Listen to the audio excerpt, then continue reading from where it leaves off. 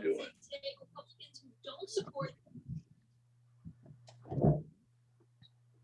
Coach D, got your email. Great suggestion. I think we should do it even before the policy recommendation, because I think that can bleed into the CPC conversation. Okay. What's that recommendation? Was to have the survey results before policy and oversight start. I included in my policy and oversight. It's item 2. I already told Anika. Okay. Hi, good evening, everyone. Hi.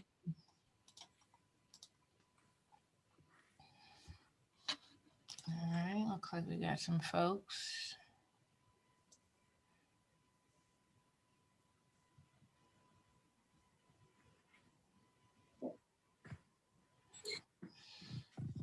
I think Councilman Thompson is joining tonight, but I'm not sure.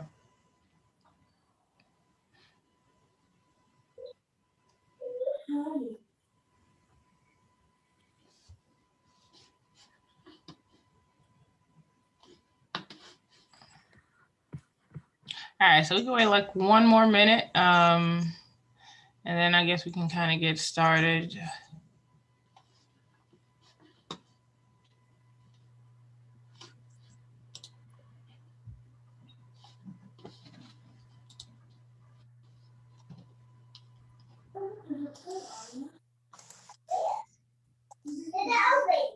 Hi, Miss Tyree, how are you?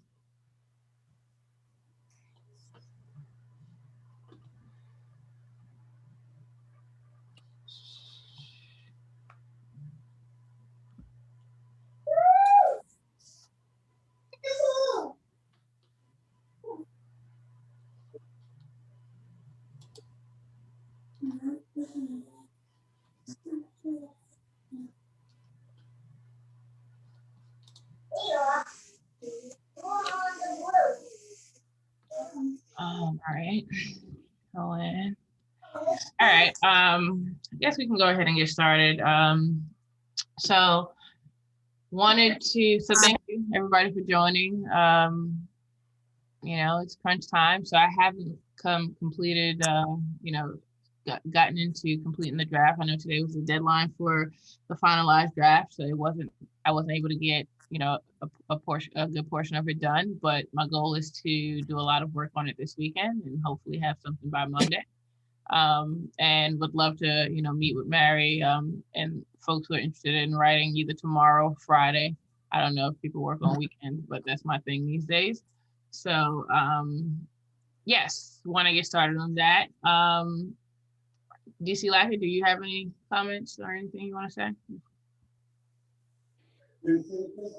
No, that's consistent. I also can make myself available to actually go through with my schedule if I just have something on a calendar. I'm happy to start doing some stuff tomorrow and Friday if anyone's available. I dedicated my weekend to doing a lot of stuff, and I have a sick son at home, so I don't want to dedicate my weekend, but I'm happy to do Thursday and Friday if anyone's available.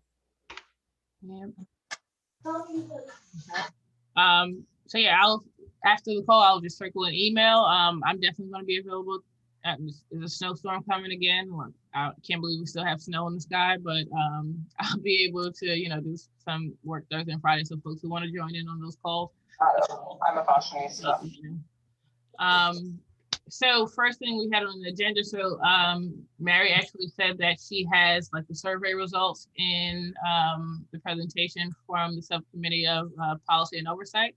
So I kind of want to hand it over to the policy and oversight subcommittee to get started.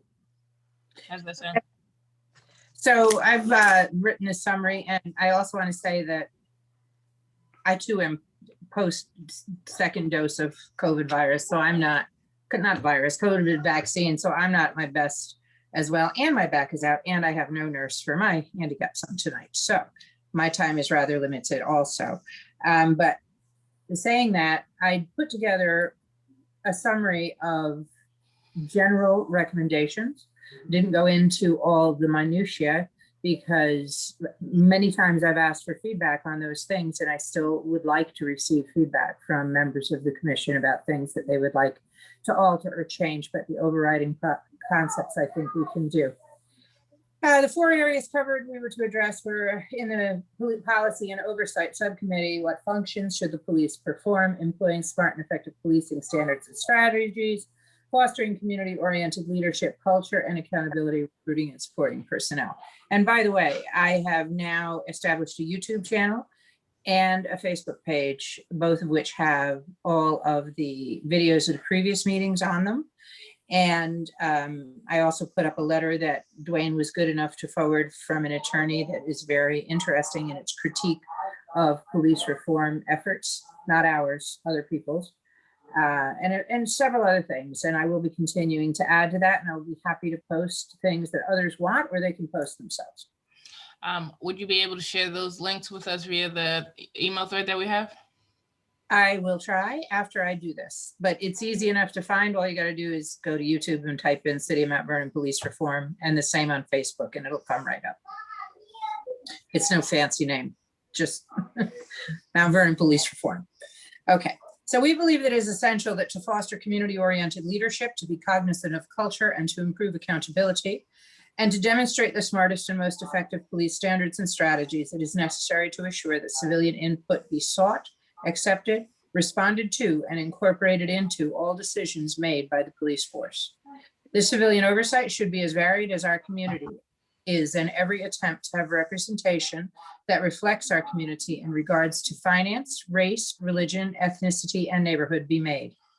As we look around the region and around the nation, we see that there remain many instances where civilian input is neither binding nor accepted freely.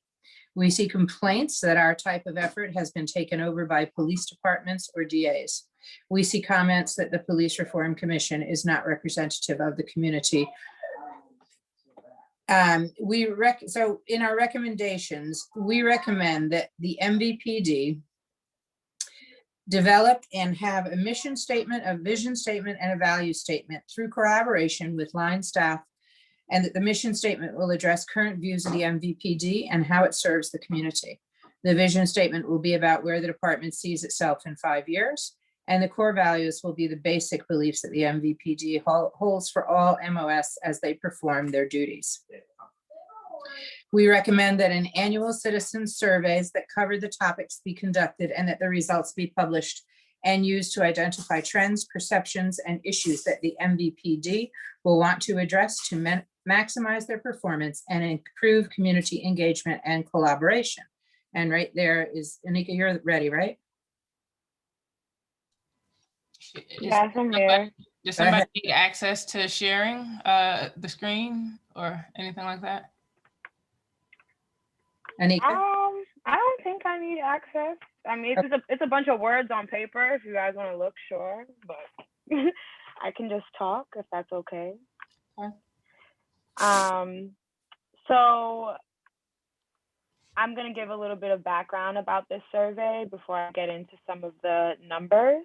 And Danielle, forgive me, my draft isn't as polished as I would like it to be. I do want to, if it's all right, and we can talk offline about this, but I would like, you know, at least till Friday to finalize what I have. But essentially, the Mount Vernon Police Reform Commission has been committed to addressing police reform in Mount Vernon while taking the needs of residents and stakeholders into account. So we all agreed that in order to gauge civilian perspective on the Mount Vernon Police Department, that a community survey would be necessary. At that point, there were members of the larger cohort who formed a subcommittee to design a survey that was distributed only in English among various channels, which included social media applications, email correspondence. It included newsletters and word of mouth. Responses were collected for roughly 3 weeks, from Friday, January 8th to Sunday, January 31st. And this was with limited resources and no financial backing from the city. Despite these constraints, the Mount Vernon Police Reform Commission was able to collect a total of 870 responses, which is roughly 1.3% of Mount Vernon's total population. with a majority or 361 participants indicating residents within 10550 zip code. And I can go into the other zip codes if you all are interested. Sorry, did someone say something? I told my son to close his door. He was getting ready to play some videos. Okay. So a majority of responses were indicating residents within 10550.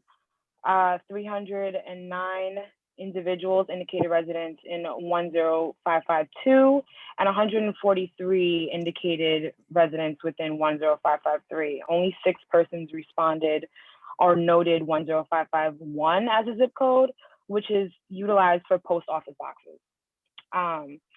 Unsurprisingly, nearly 58% of the 870 who responded identify as Black. And this is in a city where, according to the US Census and the American Community Survey from 2019, 65.8% of Mount Vernon residents are Black. So our survey responses are very much in line with what's already reported by the US Census and the government.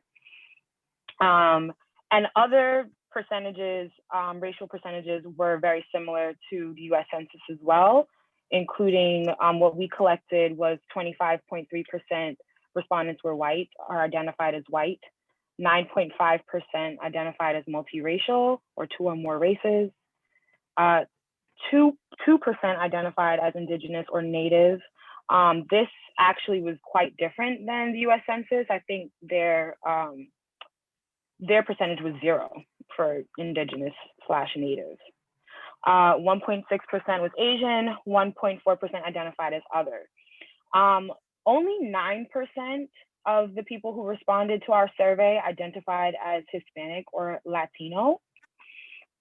And this percentage actually drastically varies from the 2019 American Community Survey, which is issued by the US Census. They report 16.9% Hispanic or Latino population within Mount Vernon. So we got 9% responses from this population, from this ethnic group, and they got about 17%. And a reason for this may be due to the absence of a Spanish and or Portuguese accessible survey. The city is known for a robust Portuguese speaking population, which includes Brazilian immigrants. Therefore, we can infer that the discrepancy in the Latino and Hispanic percentage underlines one of the many limitations of the social exercise, which is illustrated by the lack of resources, the deficit of resources required to execute a comprehensive study. There were other demographics that were worth noting: a significant wage gap, 36.3% indicated that they make over 100K, where only 22% indicated they make about 50 to 75K, and then, you know, it sort of dwindles from there. And to get into the meat and potatoes of it, so there's a lot more around the demographics that are really interesting, and I'll be publishing that in the report that I provide to Danielle on Friday for you all to look at, and it'll be woven into the policy and oversight recommendations. It's really interesting, and if you haven't taken a look at the raw data, I encourage you to, so that it's not just coming from me. Like, I'm interpreting this, of course, through, you know, an objective lens, or as objective as possible, but I definitely think it'll be helpful for everyone here to take a look at the raw data. Now, the meat and the potatoes of it, one of our first questions is, what is your overall opinion of MVPD? And do you think that police reform is necessary? Only 32.6% of respondents had a negative or somewhat negative view of the Mount Vernon Police Department. Meanwhile, 53.9% had a positive view. But at the same time, about 81% believe that police reform is necessary. So even though we have an overwhelming amount of people, about 54%, who have a positive or somewhat positive view about our police, 81% of respondents still said they think police reform is necessary. So what I got from that is that police reform is not exclusive to those who hold unfavorable views of the police. You can still want police reform and still believe in changing your city without feeling like the police are the enemy. And I think that that notion has been carried somewhat here, where some individuals feel like because, you know, individuals here are advocating for change, that means, you know, that we're not in favor, or that, you know, we don't like the police, when in fact, I think that these numbers dispel that. We ask questions about feeling safe and contributing to quality of life. Let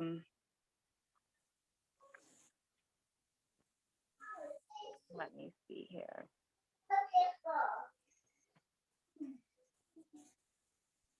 So,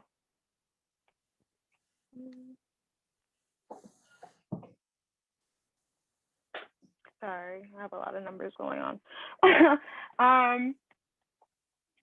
So 12% of people said that they don't feel safe walking in the day versus 71 who do. 37% feel that they don't feel safe walking at night versus 40 who do. So 25% of individuals do not believe that the Mount Vernon Police Department contribute to a better quality of life.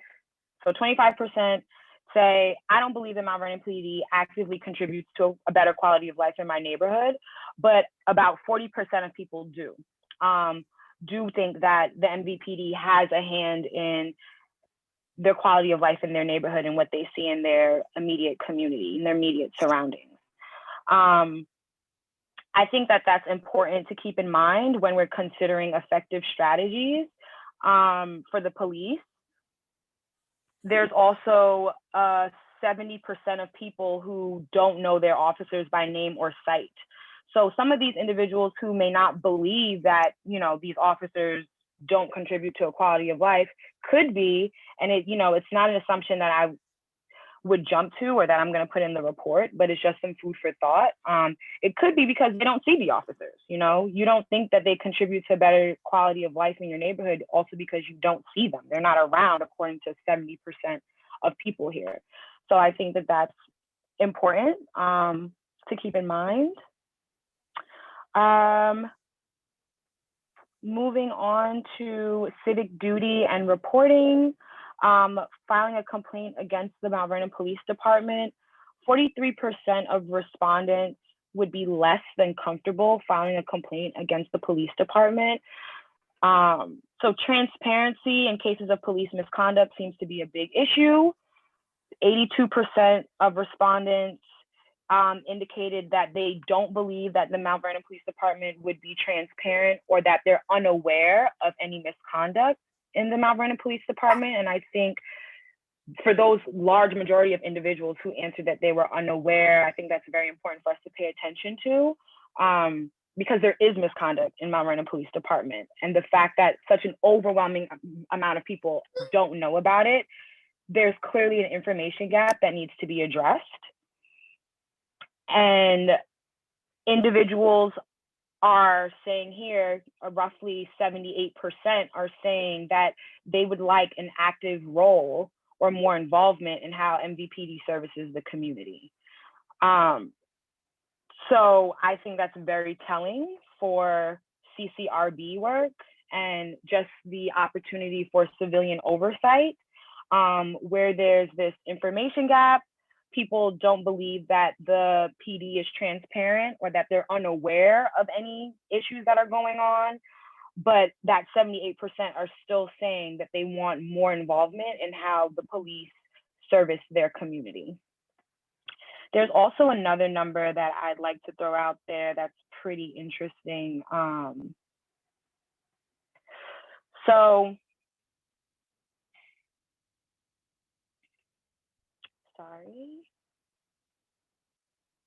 So while 77 or 78, it was actually 77.6%. So I'm going to round that up to 78. 78% are saying that they want more involvement in how the MVP services services their community. But more specifically, one of the questions that we asked was, do you want to be involved in holding police officers accountable for misconduct? So not do you just want to be involved in how the PD services your community, but do you want to be involved in holding these individuals accountable when something wrong happens? And for that question, 72.8 or 73% of individuals said that they want to be involved in holding the MVPD accountable for any misconduct. This also speaks to policy and oversight, building trust and legitimacy, some of the previous working groups that we heard from, but again, leaves opportunity for a civilian oversight body. And there's a lot more details. I don't want to take up too much time. This will all be in the report that I will provide and will be available in the Google link, but I highly encourage everyone to take a look at the raw data. I'd be happy to send the link if you all need, just let me know. And I'll defer to Mary. Thank you. And I can post that on the Facebook page too when you're ready, or you can, because I'm trying to start to compile all of the resources and stuff in one place so that people can have an opportunity to look at it and comment. I'm sorry that we're a little late on that, getting it going, but it's been quite a lot of work. So at least we have it up now. So that was the survey, and in our recommendation, we recommended that it be annual. I know in previous meetings, it has said twice a year. Other people have said 4 times a year. To me, those things can be discussed, and you certainly can always exceed the minimum requirement. The next thing is we recommend the formation of a civilian police commission to provide the MVPD with formal input into the policies, procedures, and personnel decisions of the MVPD. This body will encompass the CCRB. We recommend that the actions, calls, meetings, complaint resolution, considerations for hiring, firing, promotions of the MVPD be shared with the public in all instances. We recommend that citizen input be formalized and binding, especially in regards to the CCRB and other CPC, Civilian Police Commission recommendations. We recommend that a public-facing, we also covered transparency as well. So we recommend that a public-facing online site exists for filing complaints about the police department, and that the complaints be investigated and the results published with their rationale so that the public will feel more involved in police decisions. And please note, at no time do we mean to override any individual's right to privacy as it is guaranteed by law, or break any union contract. But I think we've seen that the disciplinary outcomes from police investigations really do need to be, in certain respects, transparent. We recommend that a formal use of force policy be written and publicized that will include a use of force continuum, a duty to report, and a duty to intervene. We recommend that the MVPD see that these recommendations be included in its policies and that they integrate with a public written discipline matrix. We recommend that all of the above will be seen on a public facing website, Facebook page, or whatever is the broadest method of reaching our population. We recommend that the MVPD policy and procedures include the use of force. I think I said discipline matrix already, will be made public, including its updates. So everything should be updated as it's changed. We recommend that the organizational chart of the police department, including names and rank, be publicly posted and kept up to date. We recommend that police data, internal and external, be published, and that there be a police information officer as a media liaison to develop policies to inform the public about incidents, police calls, and crime data, and hold regular press conferences to publish comprehensive annual reports. And those press conferences and reports should be all inclusive. It should not be determined that certain things are not newsworthy or not worth reporting. That they should be everything. We recommend that all resources and information, surveys, and results will be either available in all major languages present in our city, or that they will be a mechanism for translation services provided. And I think on Facebook, often there is a translation button on many things. So that shouldn't even be that hard. And I left one thing out and I can't remember what it was, but that's about it. Who's monitoring these pages once they go out? Me, Excuse me, I have a question. Can I ask a question? Sure. This Facebook page, is this a page that the committee put together, or was this something that one of the I did. subcommittees put together? I did it. What you did it? Did you So sit or we've confer with spoken anyone about, before? so yeah, we've spoken about transparency. So transparency was one of the things that, and having public comment is one of the things that, you know, a bunch of us have spoken about. I know Tamika was strong on it, Axel was strong on it from the beginning. And because we haven't been able to, you know, have the community in on these meetings, we looked at what some other places were doing, and one of the things that they were doing was making the recordings of these meetings available for the public. So we thought that this was the most efficient way to do so, via YouTube and Facebook. So, you know, when Axel reached out, we thought that it was best that, you know, they take over that aspect of making the recordings public. I did it. Wouldn't that be a conversation for us as a whole, being that this page is going to represent us as a whole? I mean, I think that we all should have been involved in that conversation rather than someone have a conversation and just decide to go ahead and do it. Because if none of the rest of us were even aware, you know, of the page or even the discussion of the page, you're speaking for us all without involving us all in the conversation. First of all, I did it at the direction of, and after discussion with members of the commission, and also it's in compliance with the law, the open meeting law. So it's really not even, you know, whether we can or we can't. We have to. Not saying if you can or can't. I'm just saying it. I just think it would have been a courtesy to us all as a whole to know something about something Henry, being done. I think that's fair, right? I think what you're saying is absolutely fair. I'm not disregarding what you're saying. So it's up now. If there's if you have, like, I'm trying to figure out, is there a reason that you don't want it public? So that we can discuss that, because I obviously don't want you to feel uncomfortable or anyone else on the commission to feel uncomfortable, right? But so part of our duty is to have public comment, and we thought this was the best way forward. So if there's a different way that you think will work, let's talk about that. No, I mean, I understand exactly what it is that you're saying, but you keep saying, you know, we thought it best and we weren't all involved in the thought. That's all I'm saying. I don't know who was all in on the conversation, Danielle. Who was all in on it? It wasn't just me. Certainly, it wasn't my idea. I did it in response to conversation amongst commission members. I didn't know anything about it, and no one else in my committee knew anything. Well, I just finished it. You know, I'm like stroking as fast as I can here. I've been on vacation all week. I'm not feeling that well. So most of it just went up yesterday and today. It should have gone a long time ago, though. That's fine too, as long as the discussion is had and everybody's aware. That's all I'm saying. So let's talk about it now, Henry. How do you feel about it being up on the Facebook and the YouTube? I don't have a problem with it being up, but again, I mean, I would have liked to known that something was in the process of being done, rather than just hearing about it right now. That's fair. So I can't go back and inform you in the past, but I do apologize that we didn't have the discussion with the entire group. So, you know, I apologize, right? I mean, that just seems to be normal activity, because the same thing happened at our last meeting. There were so many things brought to the table and brought up in discussion that none of the rest of us knew anything about. I think that if there's going to be a discussion, even if it's a discussion that a committee has, once that committee has its discussion, I think that it should be conveyed to the other committee so that we all know exactly what's going on.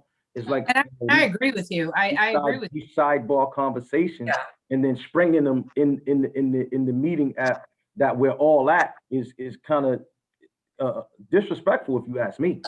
I just consider it to be disrespectful. I'll join in with what Henry is saying. First, I'd like to acknowledge, as I did last week, Black History Month, and I also like to acknowledge that we are on the land of our Native brothers and our sisters. We should always start our meetings like that, so that's what I did today. But I just wanted to say, we are all respectful of each other. We can all voice our opinion, but at the end of the day, all we want is for the committee to know what is going on. I had spoken to some people earlier today, and that's all we want, you know, because we do feel some of us feel like, okay, well, each subcommittee is doing its own thing when we are an entire body, and the entire body should know certain things. As Danielle discussed earlier, I did say from the beginning that there should be a time for public comment, but going forward, and we can't go back, Henry knows we can't go back now, but going forward, we need to know everything. We do, because I mean, honestly, it is somewhat offensive when only certain people know things. It's completely disrespectful. It's not somewhat offensive. It's just Okay. disrespectful. Like we can't say that we're gonna walk together and then you take off without giving me notice that we're going to start. So I have a question. Sorry, Joanne, you can go ahead. No, I was saying, now that we're here and the Facebook is out and the YouTube is out, and while we don't know about it, I do agree with, you know, the fact that we're finding out in this meeting. That's why I just shared the link. I looked it up and just shared it with everyone. Thank You're welcome. And so I guess my question now is what are the next steps to solicit public comment? So it's not like it's just a per se, a group that is out there kind of galvanizing their folks, but how do we make sure that we're getting this out to the masses so that we can solicit public comment? That's a good question. And I want to say that, you know, this wasn't done behind anybody's back. I thought I was doing what the commission had directed, and it's just gone up pretty much. I only figured it out last night and put it up today. And I know, because I'm the first person to like the page. So. Yeah. I just did it. So it's not like it's been up there for 6 weeks and I haven't told anybody. I'm telling you right now, I put it up and I just put it up. But we knew that, I think, for a while, that we had to have some kind of public engagement, and that we really should be, just as you're saying, that you should be involved in discussions. I had that very discussion today with a group that was talking about a sidebar meeting. And I said, is this going to be recorded and shared? Because that is one of our issues, is transparency in our policy and oversight subcommittee, that we feel that everything should be out there for everybody to see, because everybody can't attend every meeting. I wasn't at the last meeting.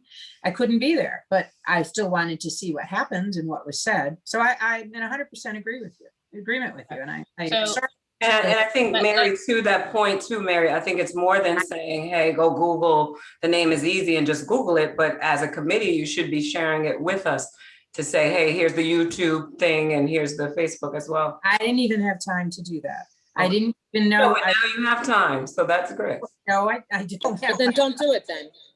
Don't do it if you So- don't have time to share it. Pardon? I was just saying So- that if you don't have time to share it, then don't do it.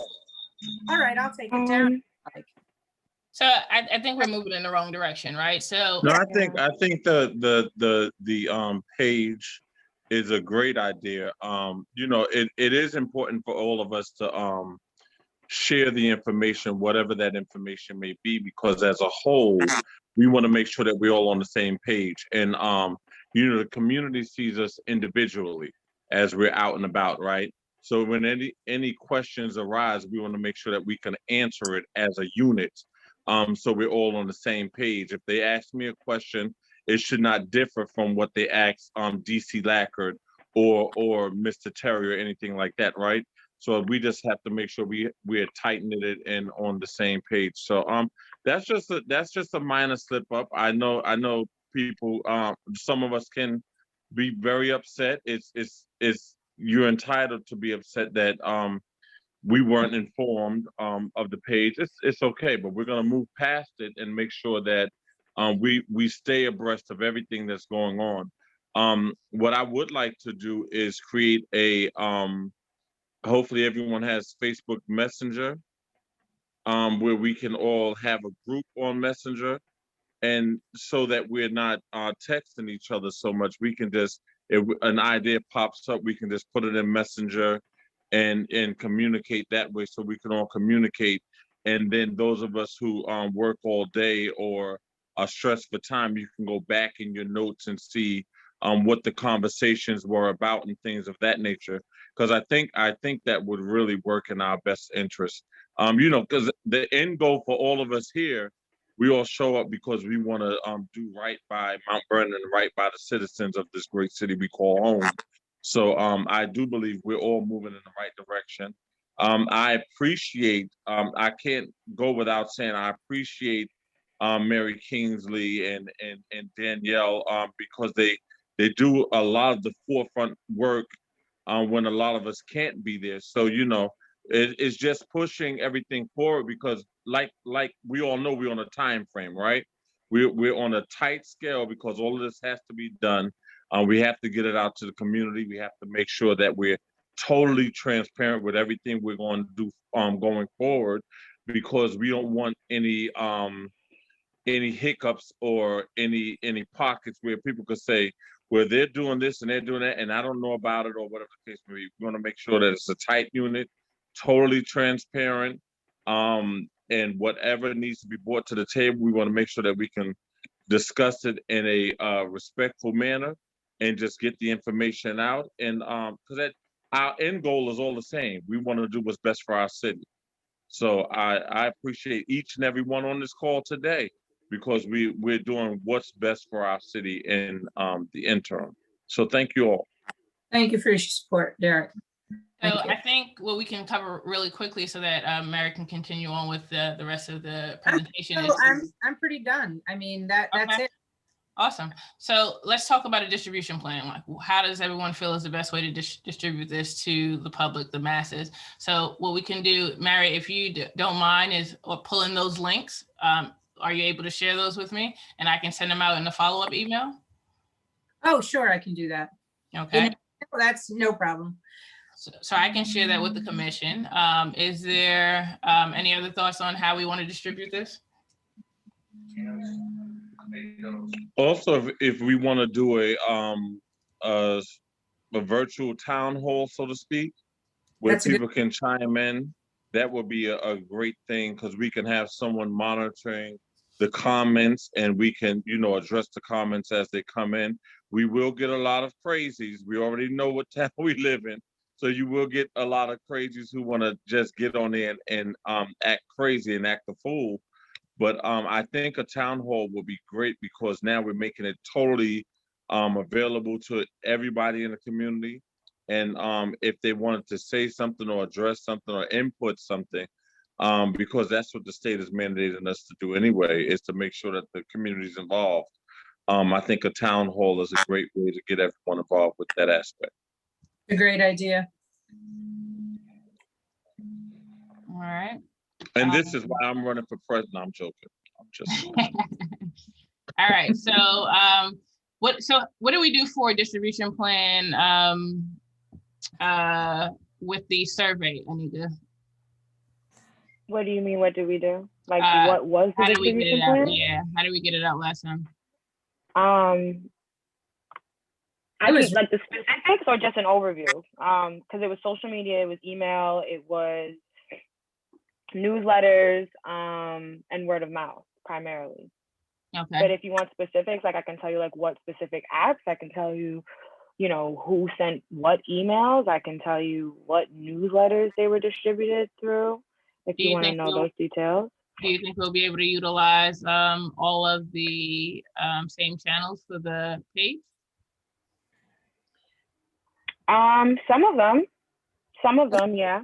I think one of the problems that we faced was that we didn't have, correct me if I'm using the wrong terminology, Anika, we didn't have access to the city's email list, right? Or did it get sent out? It did get sent out, and I did speak with somebody on the mayor's team that confirmed that it was sent out, but it was, you know, it was only sent out once. I don't know what that reach was. Never put on the website. We wanted it on the city website too. Exactly. Yes, that is correct. Can we partner with like a Black Westchester who has a big email following as them doing like their civic duty just to help us get that message, what they probably will want to be a part of as well?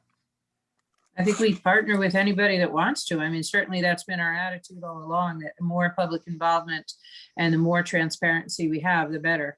You know, and that really is the basis for having created those pages, because we just felt that we're not involving our fellow neighbors, you know, and we really want to hear from folks. What do they think?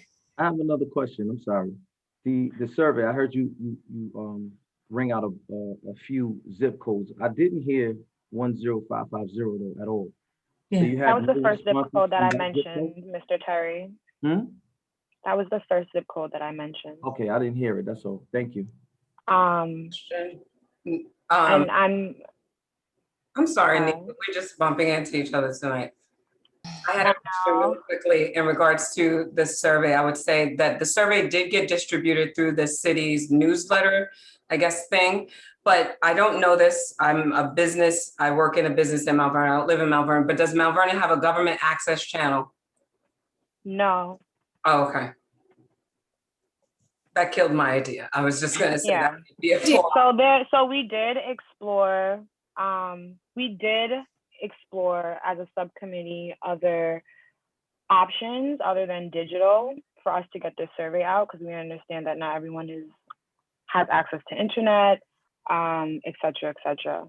But I was told that there was no budget to diversify our distribution efforts. So we had to solely rely on email, social, et cetera, word of mouth, et cetera. And as it was, paid for the survey to be done ourselves. Out of our sub, we just kicked. But when you say paid for the survey, what did you pay for?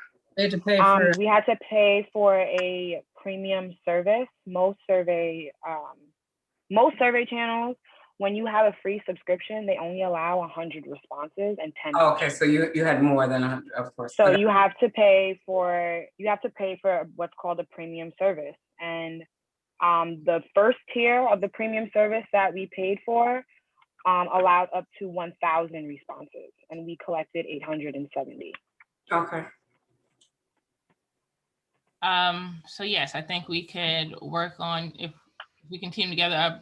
Brother Muhammad, do you have a connection with Black Westchester? Yes. So if you can reach out on our behalf and see if we can publicize the pages there, that'd be awesome.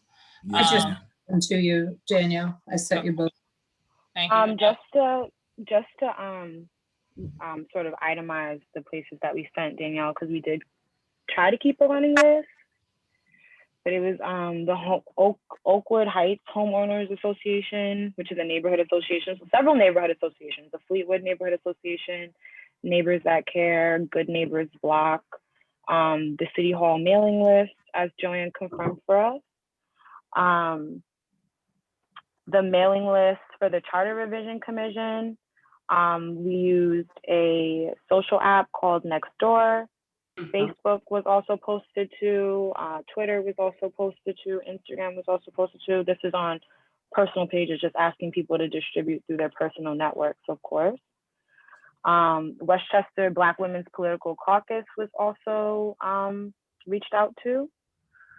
Mount Vernon Community That Cares is a community info/resource channel. The mayor posted it on her sites as well.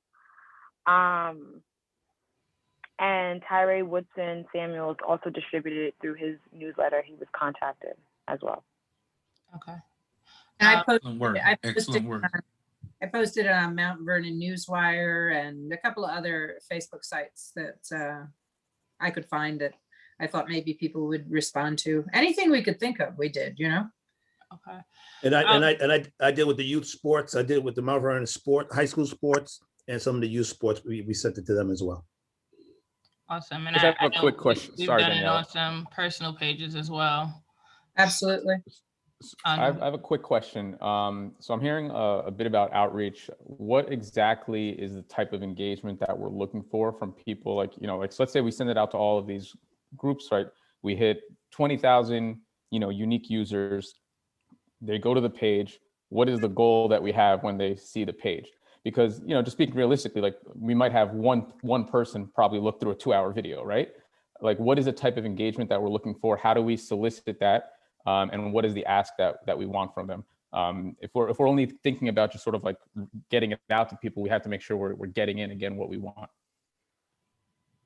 Yeah, so I think it's and we really just want folks to look at it and give opinions and feedback on the work that we've been doing, the meetings that we've been having, and any thoughts that they think, like if they think we're missing something, that'll be their opportunity to comment, or potentially ask questions that we could provide answers to in the report. That's my thought around it, but I would love to hear everyone else's thoughts as well.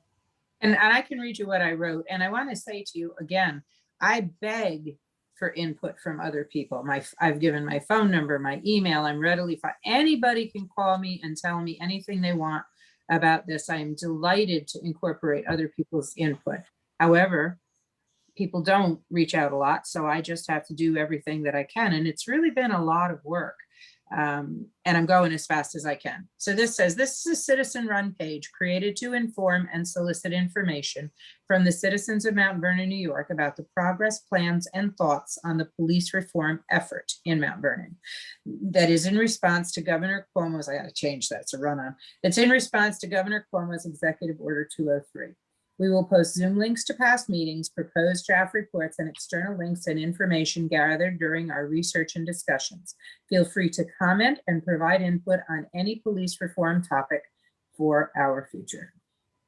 And then with each video, I tried, like I said, I've been doing this as fast as I can, and I was doing it up to the minute that we started this Zoom. So obviously didn't have time to send out any links yet. Please attend our meeting, provide and offer your input. Comment on anything. We want to hear from you. Please leave your input, thoughts, criticisms, and ideas. We want to hear from you as we worked from our draft ideas to our final report. I'm begging.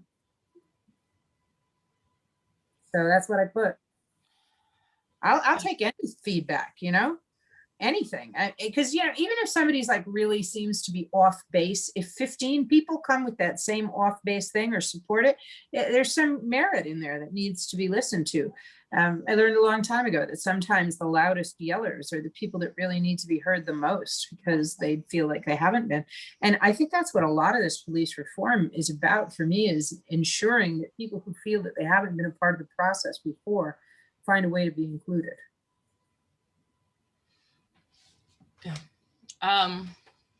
So yeah, does that answer your question, Anna? No, yeah, no, I saw the page. And I appreciate the work that Mary put in. I'm not necessarily speaking to what Mary did in that respect. I'm just saying that, I think we need to be a little bit more deliberate as a whole committee in thinking through like what exactly we want to take in. And I don't even mean in terms of like a, one-off. I'm thinking like longitudinally, like what are the specific things that we all want to make sure, similar to a survey, that we want to get input on. If we're just making it something where it's like, anyone can comment on anything, some things potentially could get lost. If we want to make targeted asks, we're going to increase the likelihood that people are going to be more likely to chime in. Because everyone, like we've seen in these meetings, everyone has an opinion, right? So it's like, unless we're giving a targeted ask, we're not gonna really get the information in a way that's going to be conducive for us to actually use it in any way for whatever we're trying to produce. I think it's a great point, and I think you're absolutely right. And I wonder though, do we want to continue a targeted ask at this point on the Facebook page, or is that something that goes in a survey, or is it something that should have gone in a survey? All pieces that we can adjust as we roll forward. We're feeling this tremendous time pressure. But I would refer you that on that Facebook page, I posted a letter from an attorney, a very interesting letter. Michael Sussman, his name is. And it's a letter where he is asked to the governor to extend the deadline for response, which I think is very valid, because I'll tell you, the rush to produce here, and Daniela and I have been working on, I was on vacation and working in the hotel room with her this week, trying to work on an outline. It's just a lot for those of us who are also working and running families and homes. This isn't our only occupation. So I really support his idea that the timeline should be extended. But I think that in that letter, you'll find that there are some really interesting complaints and observations about the process that have validity. So I put it up for people to read. All right. Are there any other feedbacks on the presentation from the Policy and Oversight Committee in general? So I know there were a few recommendations in there. Any thoughts, feelings, objections, anything like that?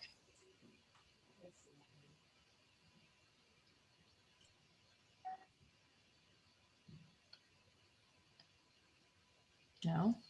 So, how are we handling the CPC? Are we actually going to talk about that, or was it just sort of the merits of the rest of the presentation? Well, I said that you recommend that there be a CPC.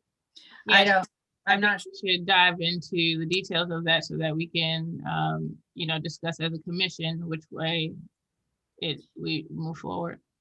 Well, one of the things that we talked about and remains a point of, I don't want to say confusion, but I'm just not solid on which way I feel on this is, does our report have to go down to every single bit of detail where people end up wanting to argue about things like, it should be 11 members, it should be 15 members, it should be 7 members, it should be appointed by this one, not that one?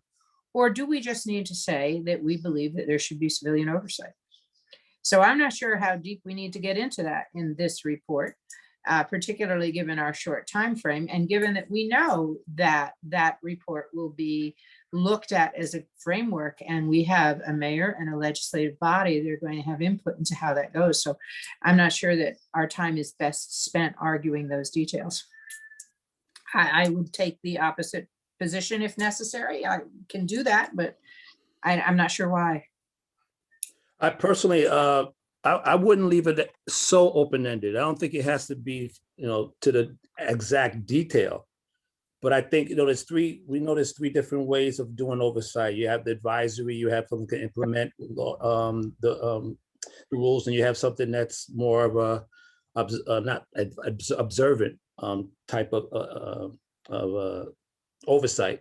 I do think that some kind of specificity is necessary, at least in those 3 areas, because if it's advisory, I would suspect that that's the easiest one to get through. That's the easiest one where we can have a collaborative effort with the police and we can push it through. Or if it's something that's more of an oversight that has something that's more teeth to it, I would suspect that it'll probably be a little less likely to be able, or we'll have to discuss some things. So I wouldn't just leave it at just open-ended oversight. I think you need to have some kind of specificity. I might be a novice here, but can you explain to me the Civilian Police Commission? Yeah, I'm getting ready to log on from my computer and I'll show you the whole PowerPoint that I did on it. But the thing that it bothers me is that when I present this information and these projects that I've worked on, and I've asked for feedback and I haven't gotten, nobody's emailed me. Nobody's phone called me. I've heard a couple of people say this and that in the meetings, and I've tried to include the items that they've said and made some adjustments.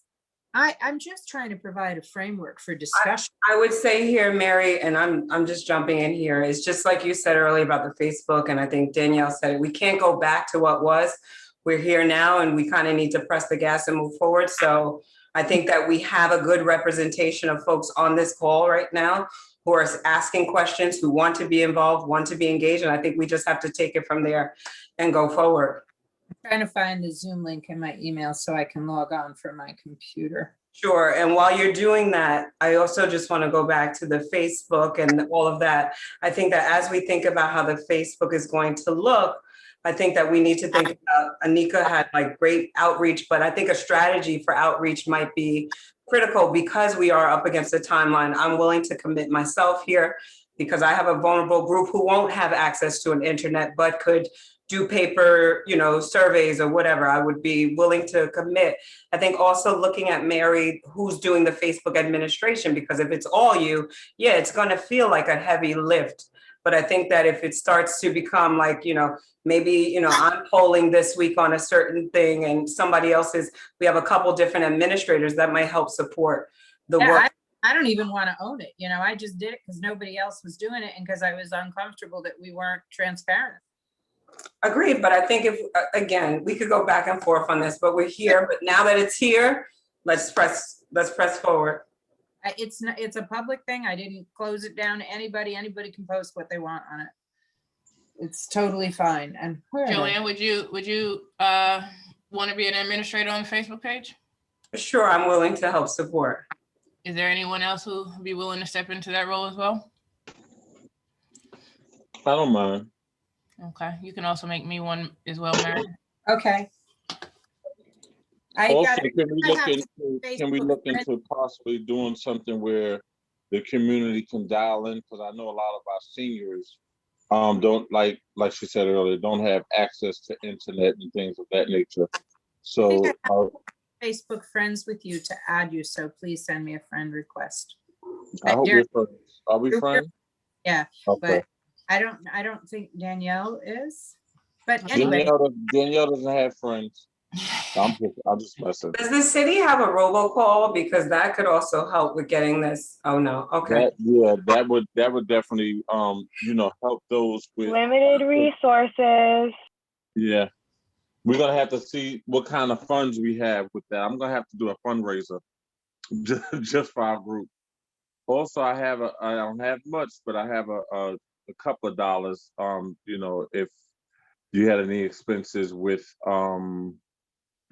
the actual survey that you had to do last time or whatever, I can probably get some money towards that. thank you. That would be. Thank you. Danielle, you can share screen. And I'm doing it for the computer, I'm assuming? Yeah. All right. The reason I have to do two, in case anybody doesn't know, is because my computer doesn't do Zoom sound right. So I have to work on my iPad and my computer if I want to share something.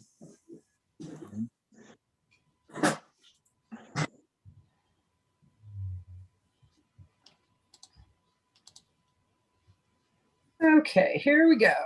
This was done in our subcommittee. It's been shared with the commission entirely a couple of times. Right, Danielle? I know it was initially, it's been shared several times, so. A civilian police and community oversight improvement for, CPC is a civilian community oversight and improvement for a police department. CPCs have been instituted in one form or another across the US with varying structures, responsibilities, powers, and results. This presentation is a compilation of ideas pulled from several scholarly articles and critiques of existing efforts. It will pull ideas from these to suggest formation possibilities for a CPC for the city of Mount Vernon that will pull the best ideas and avoid worse failures. Sorry. It's the recommendation, did I skip one? No. It's the recommendation of the Mount Vernon Police Reform Commission that the city of Mount Vernon establish a commission that will formalize civilian input into the Mount Vernon Police Department's policies, practices, and personnel decisions. We'll oversee all and this, I've said this so many times. I'm open to discussion here. The CPC will oversee all functions of the MVPD, including hiring, firing, and promotion of officers, along with implementing disciplinary actions. The CPC encompassing the— Hold on, Mary, I'm sorry. This is Brother Muhammad. Yes, sir. The CPC will oversee all functions of the Mount Vernon Police Department, including hiring, firing, promotion of officers, along with implementing disciplinary actions. Don't they have that mechanism already within the police department? And is that a duplication of services, or is this commission saying that they're not pleased with what they're doing? And just help me, because— Absolutely. The police department has a structure and they have their means of doing things. What they don't have is a formal interface with the community.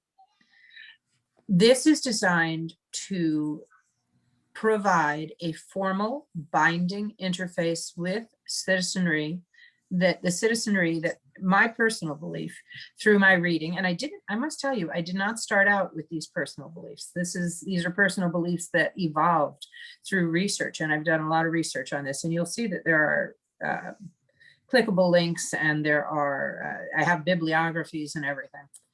But throughout my research, I began to understand why there was this outcry that there needed to be formal civilian input into— Daniela, I haven't even presented the whole thing yet, and you're disputing it. So let me get through it so everybody's on the same thing. Yeah, it was input versus oversee, but go ahead.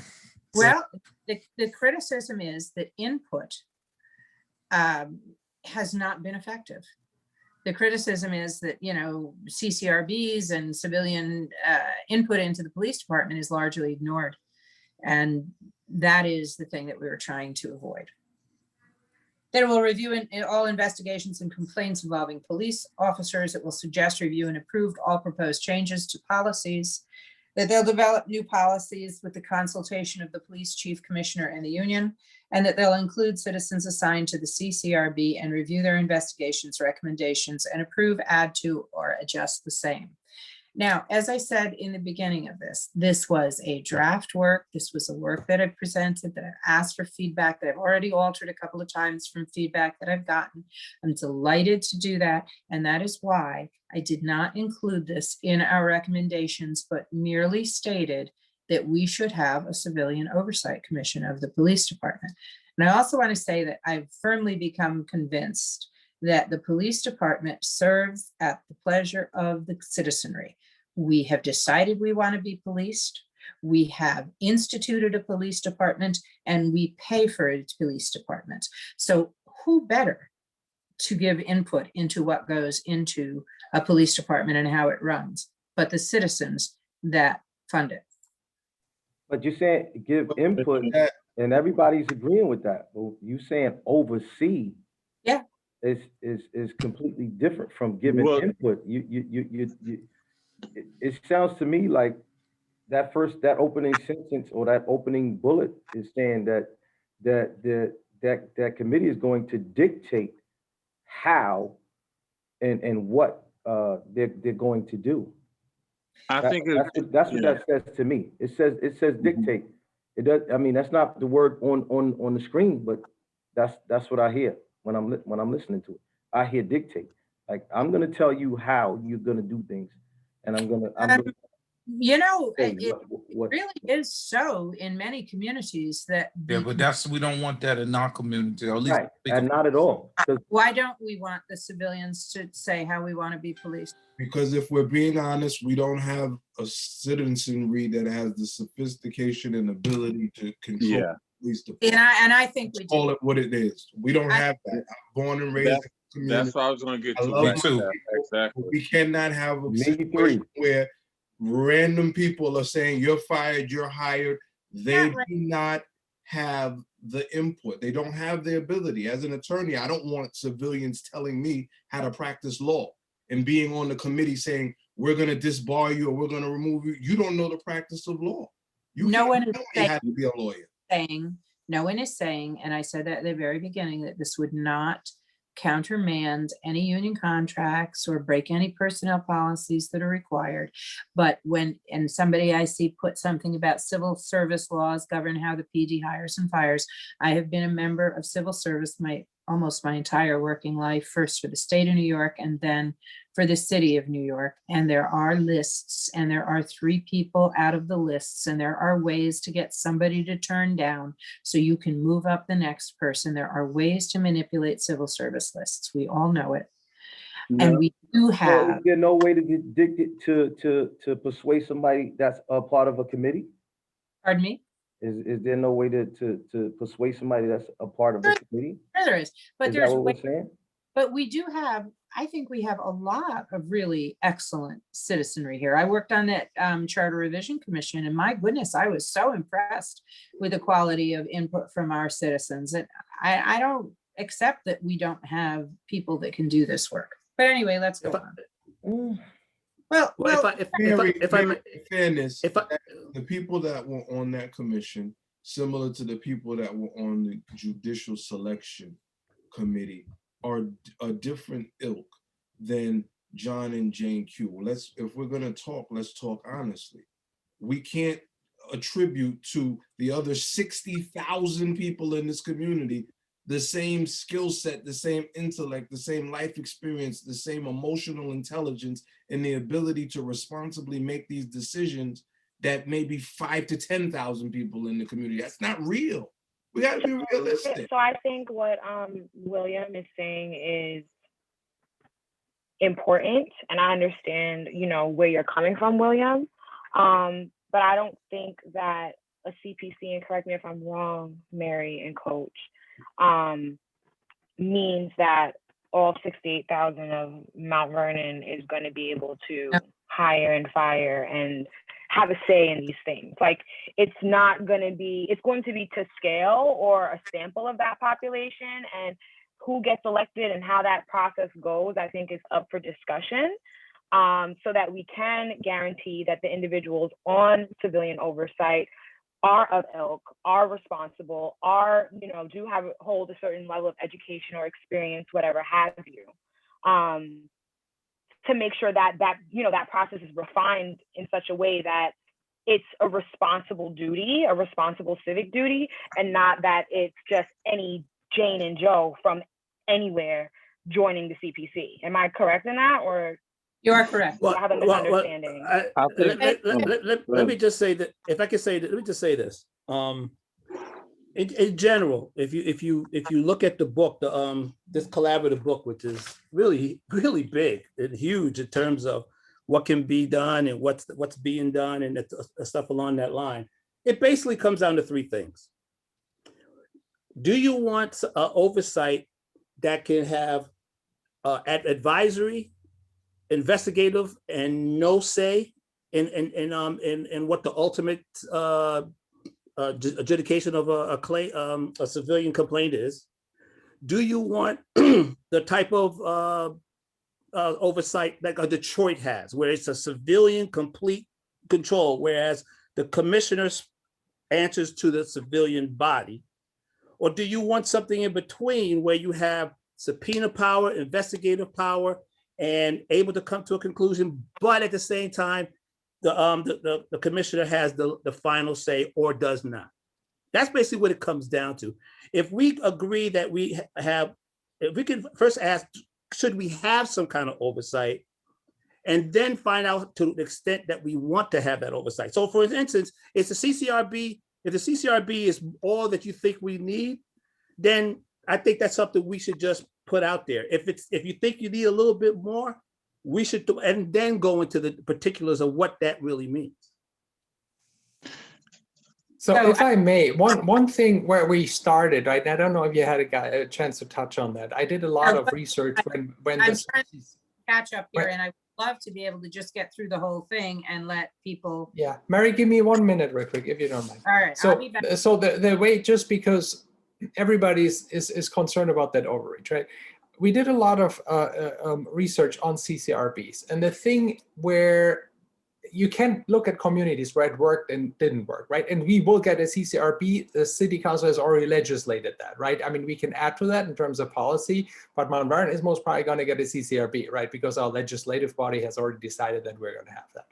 So the question is, how do you define that CCRB, right? So the CCRB, if you're only acting upon complaints, this creates a very adversarial relationship with the police, because you only show up when there's trouble in paradise, right? And so basically it's not a good working relationship, right? So what a CPC, a Civilian Police Commission, would do is that you basically have an ongoing relationship where you can also follow up on recommendations. You can, for example, say, how can we work together that we do not have that many complaints? Right? And if you look at actually communities where I've done that, that's Denver have done it, San Francisco has done it, there are a couple of communities that do that, it works better because you're not only coming together when there's something that is adversarial. So that is the basis of it. Mary, go on, all yours.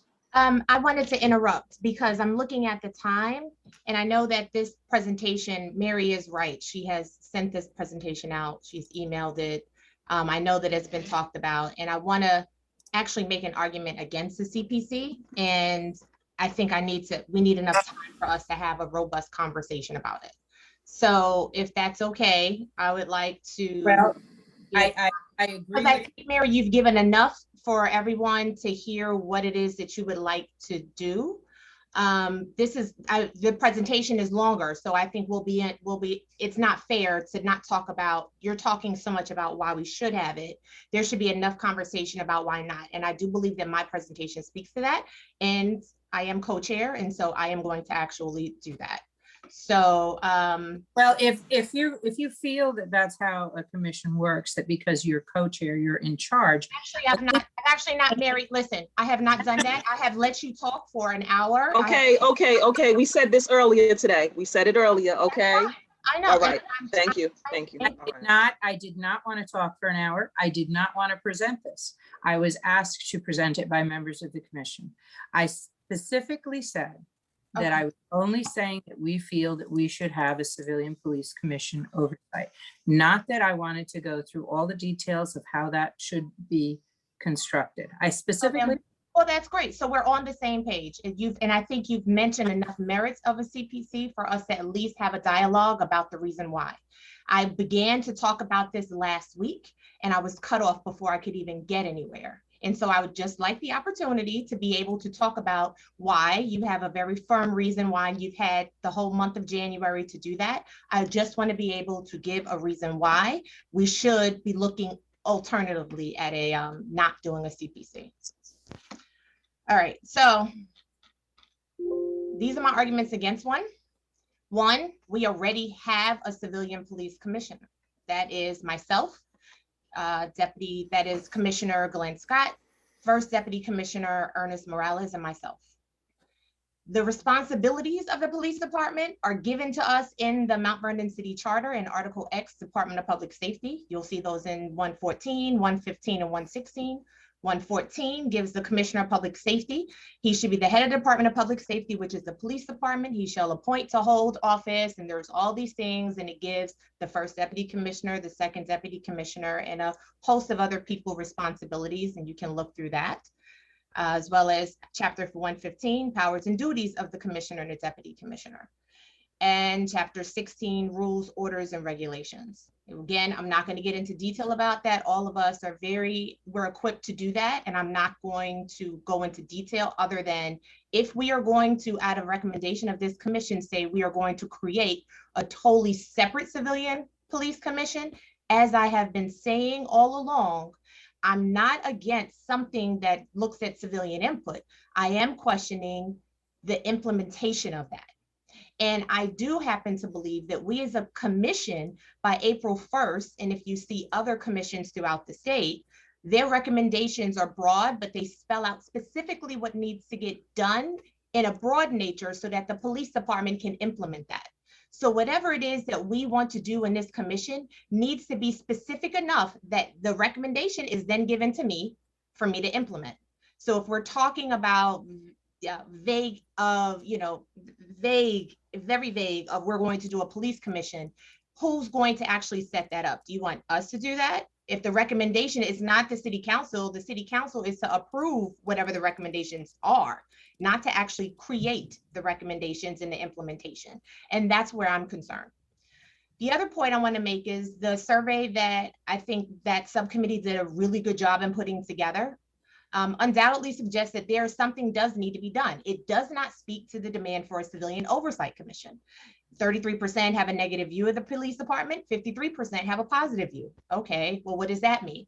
To me, that may mean that there may need to be another survey done. There may need to be more engagement with the community. Does it mean that we overshoot and do a civilian police oversight commission? I'm not so sure about that. 81% believe police reform is necessary. And 70% of that actual report said they were slightly and moderately confident in MVPD. So how do we figure out what that middle ground is? Reform may be necessary, but we are not taking into consideration the socioeconomic implications of a CPC, CCRB, and advisory board, which is in fact what the CPC model does. It says we have a civilian police commission oversight in addition to a CCRB, and then there's an advisory board that extends from that. Based on what was sent, and I understand that you said that that could be modified, but there are so many moving parts in that. And I said this before, if we had a CCRB that was approved back in 2018 through our city council, and yet it got approved and there was no problem, and then we get to Board of Estimates and it gets stopped there because they will ask the question, great idea, city council has the right to approve it. How now are we going to fund that? Are we going to be able to, in the amount of time that we have, be able to answer those questions?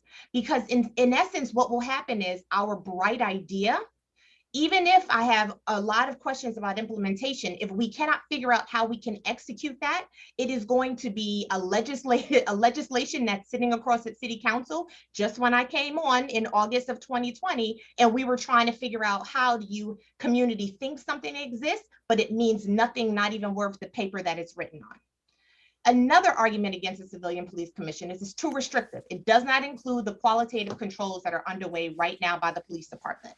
There is some confusion about some of the things that I'm doing. I am doing a lot of things on a daily basis. And just like, you know, Mary, you have done a lot of work for this commission, and you've actually been doing a lot of the legwork in how you made the comment, I wrote it down because I thought that was interesting. You're stroking as fast as you can. That seems to be the story of my life too, right? And so there's this disconnect where police reform started when my police commissioner came in and started putting things in place. Police reform was enhanced when I was brought on as a deputy commissioner, first civilian to do this, first of definitely my history to do this, and then Deputy Commissioner Morales was brought on. Police reform has already started. And we are answering questions and trying to wrong rights of another administration that was prior to us, which is at this point, almost impossible to do. It is almost impossible to satisfy the number of people who are very concerned they have been harmed by the police department in a way that we'll be able to do this by April 1st. So I have a job to do, and I'm doing this job. And if any of you have been dealing with me, you know this is not a 9-to-5 job for me.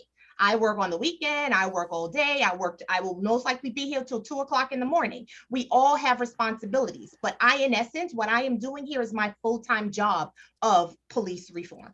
So part of what I am doing is putting together, and back to the issue of why people are concerned and have a negative view of the police department, I think we are trying to, from this commission, solve for why. And what the why is the larger issue of police reform that needs to happen throughout this entire country. And everyone who has been put in a position to do something about it, there is this sense of anxiety that we have to get this right. We may not get an opportunity to do this again. And I get it. If I was not in this position, I would most likely feel the same exact way that all of you are feeling. So I understand it. However, we are solving and we are moving too far over because we're not solving for X, which is what is happening in Mount Vernon. What are the issues that the people in Mount Vernon are dealing with? The survey gave us a glimpse of where we are with that. The survey is telling us a little bit. We're peeking in and saying, okay, we know there's a problem. The survey tells us what many of us already know. It doesn't tell us that we need to shoot that far over for a civilian police commission, because at that point, we actually don't know how we can correct for it. So I have been working, and what I believe since I've been here is that this department has a lot of organizational challenges. It is not a healthy organization. It is not an organization that has been looked at in terms of quality control, internal and external, and people who do not understand that won't see things that way. By trade, I am an organizational behavior person. I've studied it, I've done it, I know what it means. I mean, we talk about what experience means. When you come, it doesn't take you a long time to know that there has to be value and fit with an organization for someone to feel that their needs are being met.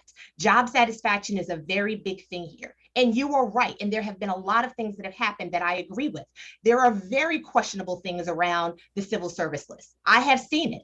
I'm actually putting together a massive report that will be released next week around the internal challenges within the department. Why? Because many of the things that we have done have not got into policy because we are assessing how bad this department is.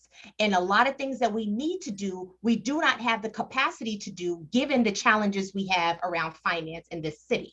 So I have put together a quality assurance system that includes an internal and an external quality method. What that means is we will have individuals within the, okay, I'm sorry, Danielle, did you want to ask a question? Yeah, you got to finish this thought. I have a question now once you finish this. The internal quality improvement team. So there is no quality system here. Another thing that people don't talk about is that the Mount Vernon Police Department is state accredited from DCJS, but they are not nationally accredited. And as someone who has taken a nonprofit organization from nothing to a national accredited agency and won accreditations for full service 3 years, every year, I know what it takes to do that. It is not an easy feat. The Mount Vernon Police Department is not in any position right now to do that, but it doesn't give us a goal to strive for. And so I want to start putting things in place for us to, within 18, 24 months, put together a plan and have a system where individuals are helping us with policy from inside out. So that looks like an internal quality improvement team. We have members of all of divisions, we have the PBA, we have rookies, supervisors, leadership, the whole 9 yards that are looking at monthly being a part of the solution. Not just talking about it and not just saying it, but documenting it. Having minutes, those minutes being cavilled on, so that whatever commission is created, whatever entity that's doing oversight, whomever, whether it's city council, the mayor, at any given time, they can ask for a report of what's happening on our internal QI team. And that team, that will exist because the internal QI team has been launched. I had a meeting with PBA, CSEA. I'm talking to them about what this looks like. They have given me considerable input as to what they think works. I have met with other internal stakeholders in the department and in the city to see what is it that we can tweak. How can we fix the challenges that we have? Second is a commissioner's cabinet. Prior to this, there was no mechanism for executive leaderships to talk about issues within a department. We now meet weekly and talk about financial issues, personnel issues, budget issues. We've had now this promotions. We've had a variety of questions. There's no way we're going to get ahead of the challenges that we have because we're playing defense. We probably will not be able to play offense until the end of this year, realistically speaking, but you have to know that these things are happening. It takes time. That commissioner's cabinet is being overseen by Commissioner Scott, and then his assistant will be the one who takes the minutes. We will review what is being put out by the internal QI, and then that in turn gets put out to the external quality improvement team. The quality improvement external QI team includes individuals who are internal to the city in terms of city individuals and people who have a big play in our quality. City council, the comptroller's office, legal, human resources, civil service department, and one representative from the Civilian Complaint Review Board will sit on that. Again, this is around how do we have a fair and equitable system that is built on accountability and transparency. Prior to coming in here, and actually the current state, executive leadership was not ever evaluated. So that means whoever's in this role can do what they want to do. There are recommendations that I am putting together in a report that's being released publicly next week that talks about there needs to be systems in place to do that. How do we do that in a fair way that protects the fact that there's civil service, there are people who work, you have all these rights there, but at the same time provide transparency and accountability. So that's the quality system. There'll be more that comes out next week. It is a very detailed report. It looks at financial, personnel, training, equipment, all the things that are happening. This is a long overdue report. It has taken a labor of love and almost my firstborn for me to actually get the data because it does not exist in one place. I cannot begin to tell you the amount of sources I had to go to just to put this one report together. It is very challenging. It does not mean the Mount Vernon Police Department is over. Does it mean that we need to have someone come in and completely take it over? It means someone needs to have the attention to put a quality system in this department, make sure that there is input from the community and is input from the right people to help us get to our place, and then give us time to grow. So I'm not done. Another reason why I'm against the Civilian Police Commission is that it's being recommended by the success demonstrated in 2 other cities, which are not demographically equitable to Mount Vernon. Middletown, New York, and Portsmouth, New Hampshire. Mount Vernon has, again, first deputy commissioner, police commissioner, a deputy commissioner. We have a police chief, but that police chief relies on us to do a lot of the administrative functions that are being requested of an actual civilian police commission. You can see the data, 67. I know this number is old because it's off of 2010 data, but you can look at the data of the demographics of Mount Vernon. Now let's look at Middletown, New York. Middletown, New York, their highest person is the chief of police. Up here, the highest person here is our police commissioner. The chief of police in the city of Middletown needs additional help. And there could be a very good argument, a very strong argument that in uptown, even rural counties, upstate, even more rural areas of any state, not just New York, that there is a demand for that. It also means that in towns and villages, which are much smaller than Mount Vernon, again, look at the city of Middletown at 28,000 individuals. We know that number is probably small compared to 67,000. Mount Vernon is 3 times the size of Middletown. If you look at the demographics of the quality of the actual median household income, there's a difference. If you look at the number of officers that are in the Mount Vernon Police Department compared to what's in the Middletown Police Department, 193 officers compared to 70, that's a totally different conversation. Forget the dynamics and the demographics of who's in there. 193 officers compared to 70. You can do a lot more with 70 officers than you can with 193. They also have a police budget of 10 compared to Mount Vernon's police budget of 22 million. Portsmouth, New Hampshire, again, highest level is the chief of police. There can be a very strong argument as to why there's a volunteer police commission in the city of Portsmouth, New Hampshire. Now, if we look at the demographics of Portsmouth, which are significantly different than Middletown, Portsmouth has about the same population. However, their median household income is $105,000. 95% of the individuals in Portsmouth, New Hampshire are graduates, high school graduates. That compared to Mount Vernon, there is a different demographic of the cities that we are talking about. I could go in detail in terms of how many are homeowners, how many, sort of all of those numbers, more socioeconomic data. But I believe that this right here proves that there's a glaring difference between the cities. Police budget of 12 million, again, 193 officers. I actually want to correct that because I don't think that number, that's the number from Middletown. So I just copied it. I know that's not correct, but I believe Portsmouth has about maybe 90 officers. The other argument against the Civilian Police Commission is NACO, which is the National Association for Civilian Oversight of Law Enforcement, which is sort of the standard around civilian oversight. They reinforce the importance of civilian oversight, but with regard to discipline and civilian complaint review processes. And I think we are all on the same page that a CCRB is necessary, and it is happening here in the city of Mount Vernon. However, a CPC model in addition to a CCRB with an advisory component is overkill, and it actually doesn't speak to how we're going to work together. So while I say I'm against it, I'm not just going to complain. I'm going to tell you what I think would be great in addition to the quality standards that I'm putting in place. One, the Mount Vernon MVPD has community councils. These councils have been up since I've started. There are a few people that's actually on this that sit on my councils.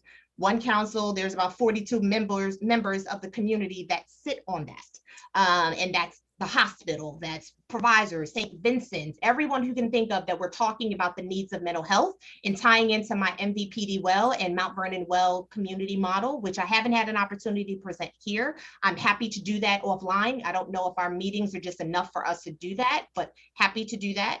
A reentry advisory council that speaks to and gets input from our most vulnerable that are coming back into the community from incarceration.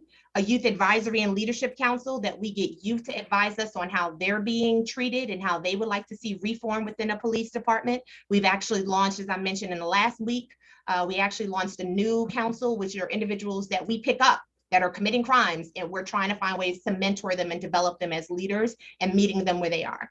And the new thing that I'd like to recommend here is a police reform council, which can be members of this individual, this group, or any other body.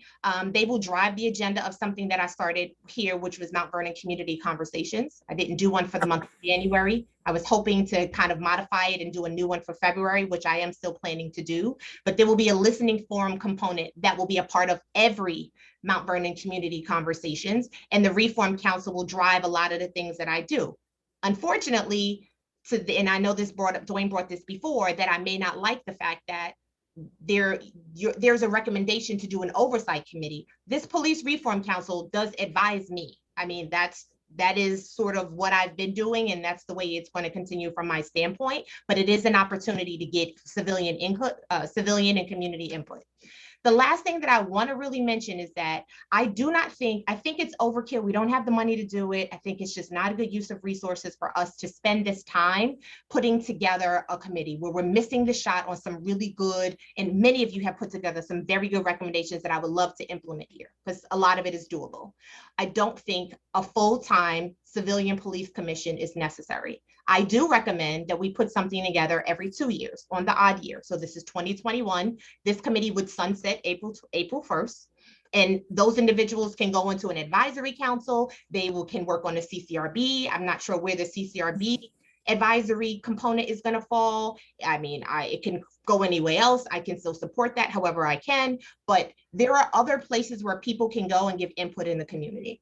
That reform ad hoc committee, which is formed for a particular purpose and time, and then it sunsets at that time, again, would be on the odd year, appointed by the mayor, same component of the Civilian Police Commission. It reviews fidelity to the recommendations that are made by this commission. So it's not just about putting something in writing, but it's saying, well, in 2021, we had 30 recommendations, and where is the city in complying with that? It gives some teeth to a recommendation and not something that we're constantly always working, because you also have to give the opportunity for the work to actually get done. It also says that some of the stuff that you were doing in terms of designing and administering the survey, those are great things. And there should be an opportunity every 2 years where we're figuring out, what is it? The same survey that's put out, spend the time to develop it and put it out there, get feedback and say, well, this is what our feedback was in 2021, but this is our feedback now. And as a result of it, we're going to do listening forums, supplement that data, and put out a whole new report, exactly the same thing that we were doing here. So I want to just say that I put that together because I get cut off a lot here, and it's a little frustrating. And then when it comes off, I'm aggressive because I have to get points across. But I do want to just say those are the points against a civilian police commission. I'm happy now to talk about that and how we can move somewhere else. I just think that we're overshooting, and we just want to be well informed and hit the mark here.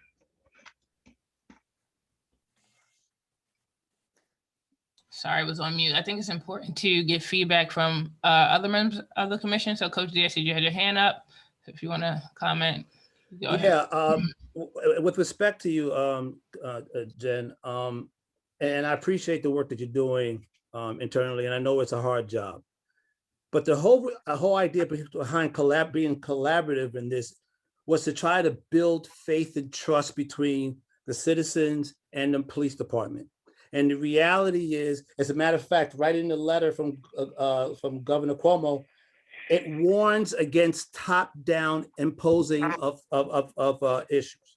So just take a step back now and just see now what you're saying is something you're doing as a member of the Mount Vernon Police Department. That's not necessarily going to build trust and faith. God forbid it doesn't work.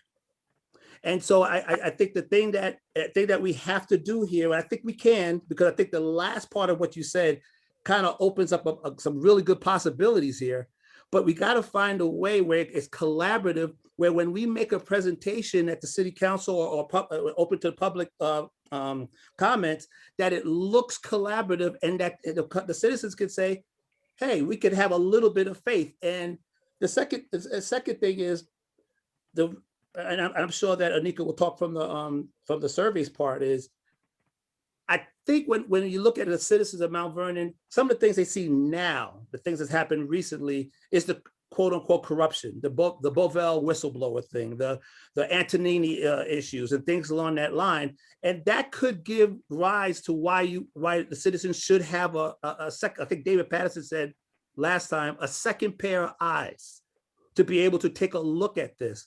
If we can find a way with your last part of your presentation, I'm looking for solutions now, and put that all together as a collaborative, I think we can make this work as an oversight, which doesn't overshoot and anything. Now, if we decide as a group that we want to do more than just this, then you and I talked about this idea of a short-term, long-term solution. What can we do short-term? Let's knock out the CCRB or stuff along that line and make it a long-term solution. So there are things we could do here where we can make some inroads and be collaborative. Just to comment on everything. So I thought that was great, DC Lacker. So some of my concerns, and I told you before, like I'm kind of on the fence, right, with civilian oversight and what it means, just because. Like, I think the work you're doing is great. The work Commissioner Scott is doing is great, right? But how do we keep this consistent? Like, what is a system in place that if you leave, if Commissioner Scott leaves, that we continue to move this forward, right? So for me, a CPC presents that. right? So that's why it's somewhat appealing. It allows that continuity, that ability to, stay on top of things. I do understand all the cons that you mentioned, the funding of it. How do we appoint people? I do, I kind of disagree with some of the comments made about the people who are able to be on it. I think we were able to put this commission together because we have talent in Mount Vernon, right? So I don't think, the 20 people on this call are the only talent in Mount Vernon. I think we can source, and the same way we found people for this commission, we can do the same for CPC. It's not like open field, anyone can just join, like, oh, I want to join. That's not how it works, right? We can set standards for how people join. So I am concerned about the lack of systems in Mount Vernon and the lack of consistency. So I do think you're doing great work, but I'm just concerned, like, if you decide you want to leave, if someone pays you a little bit more in another county or in another city, what do we do in Mount Vernon? Well, I was offered a lot of opportunities to go somewhere and I still stayed. So I think the quality system is, there is no quality control here. There is no internal and external measure to measure quality here. And for the first time, we are seeing traction with members of the rank and file being a part of the solution and coming up with suggestions and figuring out how we can all get together. We all agree that it's not right. And I make comments here that if it's so bad, yes, it's bad, but there's no one sitting down and actually coming up with strategies. And I think that is what I had. A 30-year-old captain, 30-year on the force captain, just come into my office today and tell me that he watched 4 hours of this, of our work, and said, no one here thought that the work that I've been doing would have gotten this far. So imagine what we would see at the end of this year. You have to give us an opportunity to implement. And the work that I am doing is the work. The recommendations that this committee makes is great. Who does the work? You have to still have people within the department that are doing it. And there has to be a system to do that. Currently, as it stands, not much of what we are saying would be done unless we work out the organizational challenges that we have. And I think if we say, let's look at an ad hoc committee, and in 2 years, we evaluate where we are, and we don't take off the table that a CPC is possible, at least give it the opportunity from people within to make the changes and to see how it works. But to just automatically out the bat say, we've had a bad experience and we're not going to trust it, and now we're going to now we're going to oversee you, and then we have no plan on how that is going to be executed, I am very concerned. In a city, in a department, we are already struggling with finances. And now we're putting something as very stringent as our potential funding can get cut if we're not in compliance with this recommendation or whatever the recommendations are made from this commission. So then if we don't get funding for whatever reason, who is going to police the city? So DC Leckett, if I may, just to continue on that idea of continuation that Danielle raised, right? And nobody's discounting the work that's been done at the police department, but you also have to understand that I lost counts how many mayors and police commissioners we had over the last 3-4 years. Every single one of them said the same thing that you did, right? I can guarantee. So no, let me finish. So the problem is we need a civilian continuity that overlooks that. That's not discrediting your effort. I don't know, maybe the people who were in your position or the commissioners who were before there or the mayors, I'm not discounting that they most probably had the best interest of the community on their mind. But at the end of the day, there was no continuity and no follow through. And the current status quo is that the Mount Vernon Police Department does not communicate with the civilian population. And this is why there needs to be civilian oversight that is not run from within the police department. And that is nothing personal. It's not against you. That's not against Glenn Scott. It's just that the residents of this community have seen this film before, right? So at one point, we just hope that we're going to have a continuity that is not entirely coming out of the police department. That is my desire in that. And that's not personal. It's just we had so much turnover, right? That I think is the proper thing to do at this point. Can I ask a question? If I may, I don't believe that we should have an oversight because it takes specific training in order for us to have an oversight. I do believe we should have a seat at the table to be involved in the conversation. However, when you talk about specifically hiring and firing of police officers, you have to be trained. We wouldn't go tell a surgeon how to perform surgery. We wouldn't tell a lawyer how to do their job unless we had specific skills in those fields. So we have to make sure that those who are making decisions for the betterment of our city, they have those specific skills going forward. It's just like when I talk to persons on the school board, you know, we vote people in on the school board, but half of these people haven't seen the inside of the classroom since they graduated, right? So, but we have them making decisions for our schools, and they don't really have the insight that's necessary going forward. So I do believe that we need to have a seat at the table, but when we put the verbiage as oversight, it would be almost difficult for us to even get someone to apply to work here with that kind of language, because they're like, listen, if a civilian gets upset with me, I can lose my job because they just don't want me here. Or it could be a dating incident where, you know, someone broke up and now the girlfriend or the boyfriend wants to start some drama so they can get them off the force and things of that nature. So we got to be proactive so we can avoid situations like that. And going forward, just make sure we have a seat at the table, so when decisions are made, we can have some input. That'll be our insight.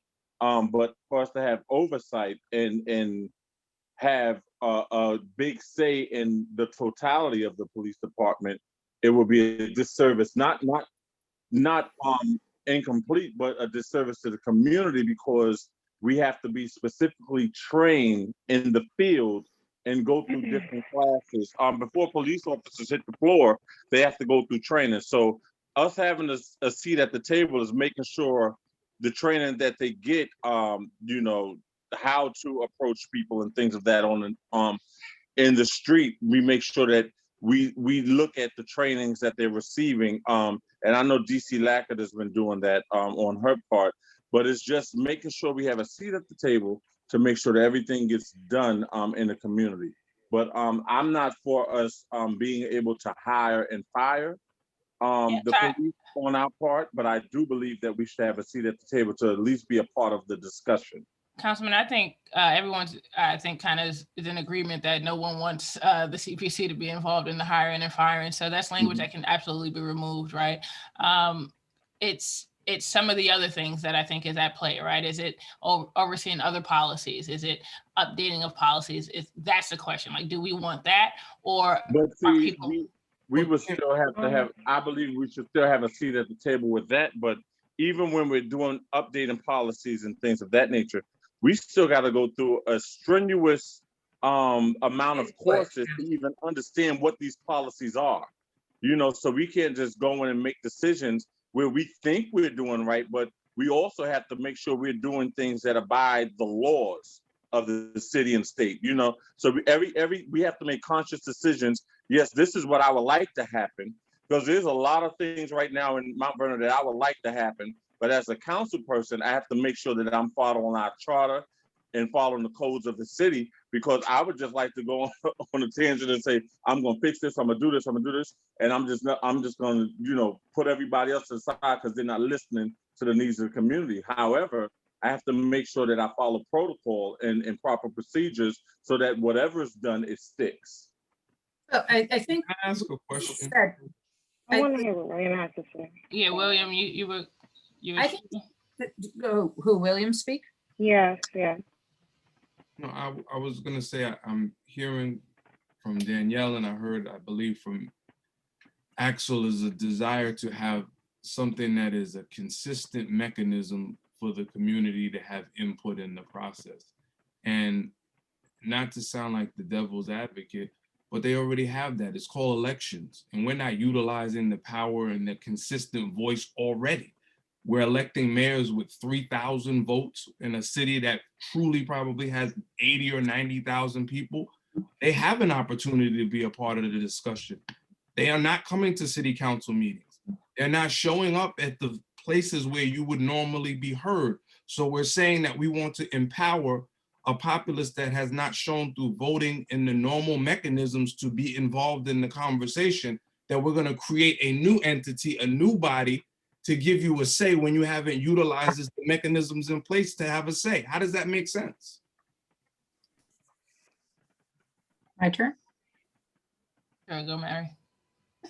So there's a number of items. First of all, we didn't say that it would be anybody and everybody on the commission. We did say that there would be requirements for training and knowledge. Secondly, we said that nobody is running roughshod over any union contracts or agreements or anything like that.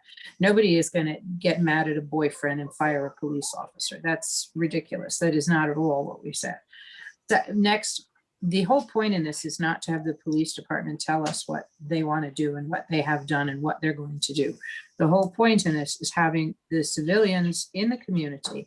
And once you work for the police department, you may consider yourself a civilian, but the rest of us don't. We consider you a police person. So the idea that the civilian population has a firm voice in what goes on in the police department that we employ is not something that should be so odd for us. And I would like you to consider it as if we had a board of trustees or a board of a corporation. You have a CEO of a corporation who runs the day-to-day operations, but that person reports to a board, and that board then sets a tone and sets a policy and sets a path. And if they're displeased with outcomes, they let that chief or CEO or whatever you want to call it know that they're displeased and they prefer it to take in a different manner. And that's exactly what we're talking about. We're not talking about having somebody that can't read a sentence come in and fire a police chief. That's taking it to absurdities. And the right people, I mean, who are the right people? We are the right people. All of us are the right people. I mean, we're going to start, I really don't like hearing ourselves put down ourselves. We have wonderful folks in this community, wonderful folks with good judgment and good brains and good concerns. And there absolutely are people that can be responsible and serious about this effort. I mean, we see it all the time. Let's not condemn ourselves, for goodness sakes. Also, you know, there was something that DC Lackard had put in her presentation in the latter portion, which I think Coach D had spoken to, where I think, you know, there may be room for further discussion on those points, but even still, you know, I know civilian oversight may sound strong and radical, but I am on the strong and radical side of this thing. I think what has gotten us here to this point, as we know, is the, you know, unlawful killings of Black people around this country and primarily people of color. And I think that any approach that is akin or any way, shape, or form in line with the status quo is not going to get us the revolutionary outcome that we seek, that I'm seeking personally. And I think that DC Lackard mentioned in her ad hoc reform commission something about a body following up with, you know, previous year's recommendations to ensure that they're being implemented. But DC Lackard, and correct me if I'm wrong, I didn't hear you mention what those teeth look like. You know, you said that that body would have teeth, but what do those teeth look like? I think at this point, we are beyond advising and advisory. We deserve a civilian body that's going to be able to do more than just advise and say yay or nay, but it actually has the power, the ability to hold officers accountable and to and this body accountable. And to William's point of citizens not exercising their rights and their voice as far as voting goes and city council meeting goes, personally, I have had a lack of trust and faith in that process for a while because it has always ended up in the same thing. So if there's an opportunity for me to engage more closely and more actively with the legislative body of my city and with the politicians of my city in the form of a CPC or CCRB or whatever that looks like, then I'm going to take that opportunity as long as I know that it's within my jurisdiction, it's within my authority to hold these individuals accountable. To not just check a box or to show up at a city council meeting and say what I have to say, but that at the end of the day, like, they have veto power and I just have to go home with my tail between my legs. So I think that there's strong language being used here, and I think that that's, you know, off-putting or unsettling to some people, and I can understand that, but I also want us all to keep in mind why we're here. And again, like, what are the, you know, outcomes of success that we ultimately want to see? Why are we so afraid of oversight, or why is that such a taboo thing? Yeah, I just want to jump in real quick as well. I 100% agree with what Anika just said, and a bit about what Mary had said before. I think we're honestly using a lot of classist language, and to be perfectly honest, like the vast majority of people who are disproportionately affected by police, it seems like many of us are trying to keep off whatever body we would want to have in the future, which is itself problematic. You know, and I think discussion is all well and good. Like, obviously, again, people are going to have different opinions. I'm not necessarily even sure of like what, if it's just like a discussion for the sake of discussion, or how exactly we make decisions on like recommendations, like how voting happens, or what. I'm not sure if we're talking for the sake of talking, even though it's like great to have conversations since we're all part of the community. But, you know, like, I'm curious again about like how decisions are going to be made around this issue, because it seems like, again, it's very contentious. But I'm also just like sort of going back to what you're saying, DC Lackard, and Axel brought it up either last week or 2 weeks ago. You know, we're representative of the public, and I don't, again, me personally, I don't believe we should limit ourselves in our idealism, being that we're representative of the public. Like, it's not our duty to make, you know, the finances of Mount Vernon work. It's not our duty to deal with all of the other systemic issues outside of the logistics of what we've been entitled to fix right here through this commission. And I think that, like, even just being representative of the public, our idealism and the recommendations we speak volumes to what we have as an aspirational belief in Mount Vernon. Whether that happens or not, as Coach said, that can be a long-term thing, but we're talking about like bringing in public involvement. We are the public, and we're saying, not we, I'm saying some people are saying that this is what they believe. Again, I'm not even saying if I believe it or not, but like, some people are saying this is what they believe. We shouldn't shoot it down because it might not be realistic. That's what some of the public believes. And so that's why I go back to like, how do we actually make decisions around this? Because, you know, Danielle, I know it said like, you said like, it seems like people are okay with scrapping, hiring, and firing. I didn't hear that personally. I heard that there were some people who seemed to be vocal about it, but like, how are we actually going to make decisions so we can move this on next to, you know, whatever end goal it is, whether we agree about it or not, you know? I just want to make a point, if I can, regarding what Andam just said. I did hear certain people make comments about who should be on the board or whatever we want to call it. From the very beginning, what I stated is that I truly believe people who are going to sit there, they don't need to have my education. I don't care about that. You know, I don't care about that, because education to me is not what is important to sit on that committee. I firmly believe that if someone is a convicted felon, that is not to disqualify them from sitting. But One more, just Mary, can I just finish? I changed that. You know, that's what I said. I'm asking for input. I changed it. You changed it to 10 but that's years, fine. though. Just let me finish. Just let me finish. Convicted in 10 years. Yeah. That's still, it's the same thing. Like 10 years. How far removed is that person from having to deal with these issues in 10 years? They're some of the best people to, you know, make recommendations. So to me, they're the only ones with first-hand experience of dealing with these issues that we're discussing. They understand and know what it is to be a part of that issue, not just to sit at a round table and discuss it. And it's their life experience. It's their life experience, which makes them more qualified than most of us on this call. And as I said before, all of those points, I was welcoming discussion, and other people felt that the felony thing should stay, you know? So, I mean, we can go back and forth. But this is my whole thing, and I don't want to take up too much time. Like, when did they say this?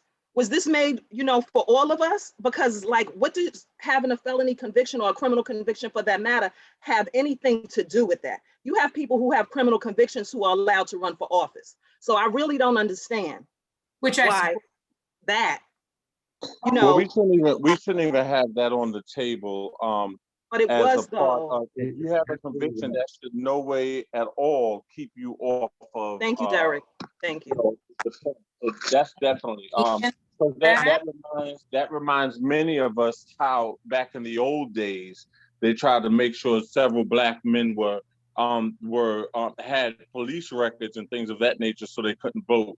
So we definitely have to take that off the table, because there are so many people. We're talking about police reform, but we have so many people within our community who have been reformed from being institutionalized, and many of them have changed their lives. So we definitely have to make sure that they have a seat. I have no I think that's problem. been adjusted for. And Mary did update that. She did, like when she first put it together, that was a template for us to have this conversation. So I will advocate for her on that part. It hasn't been removed though. It hasn't been removed. It's been Yes, updated. it has. And it with a 10-year stipulation onto it. It hasn't been removed. It should be removed. Listen, but I didn't propose that tonight. It shouldn't be there. It shouldn't Well, be. I said I can take it out. I don't mind. Thank you. I said, I've been trying to say that all along. Oh my gosh, I've been asking and asking and asking for good. I think Vinny had So- something. Yeah. I just want to say, okay, how do we get to the finish line? Yeah, I was gonna say, because we're 2 hours in and I need to know what we're doing. How we get to the finish line? What can we do where we can agree? And if there's remaining issues that we cannot agree or whatever, we can always try to have some kind of discussion before the 24th. But it's time for the tire to hit the road. What could we do? So I think what I propose is we kind of take a vote on where we stand with the CPC and see if that's something that we want to include. But, you know, to Andam's point, if you all think there's a better mechanism on deciding whether or not this should be a recommendation in the commission report, I'm open to hear that now. Other than that, I think we could use the raising of the hands or using your hands, you know. But I'm not clear on what we're voting on. Are we voting that there should be civilian oversight, or are we voting on the details of the thing that I wrote that I felt was only in draft form? Well, let's start with the first question being whether or not, so it doesn't have to be detailed, but yes, let's do civilian oversight, whether that should be involved. Let me also ask, do we want to do that now, or do we want to send that out to the entire commission?